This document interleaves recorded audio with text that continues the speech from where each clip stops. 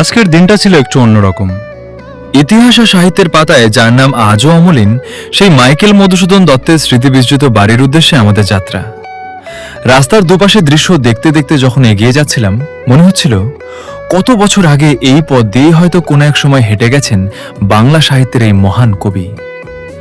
অবশেষে পৌঁছে গেলাম তার স্মৃতিধন্য বাড়িতে। সামনেই দাঁড়িয়ে থাকা বিশাল মূর্তিটির নিচে কিছুক্ষণ দাঁড়ালাম, ছবি তুললাম। আর মনে হলো একজন মানুষ চলে গেলেও তার সৃষ্টি কখনো চলে যায় না। ঘুরে ঘুরে দেখলাম এখানকার লাইব্রেরি, পুরনো স্মৃতি আর ইতিহাসের নানা নিদর্শন। প্রতিটি জায়গার মধ্যেই যেন লুকিয়ে আছে একটা গল্প, একটা সময়ের গল্প, একজন কবির গল্প, বাংলা সাহিত্যের গল্প। এরপর গেলাম নদীর পাড়ে। নদীর শান্ত জল আর চারপাশের প্রকৃতি দেখে কিছুক্ষণ চুপ করে দাঁড়িয়ে রইলাম। ভাবছিলাম, এই নদী, এই প্রকৃতি, এই মাটিই তো একদিন মাইকেল মধুসূদন দত্তের জীবনের সঙ্গে মিশেছিল।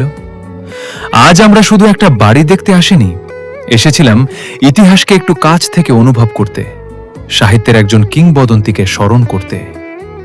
মাইকেল মধুসূদন দত্ত, আপনি নেই, কিন্তু আপনার লেখা আছে, আপনার স্মৃতি আছে, আর আছে এই মাটিতে আপনার অমর হয়ে থাকার গল্প।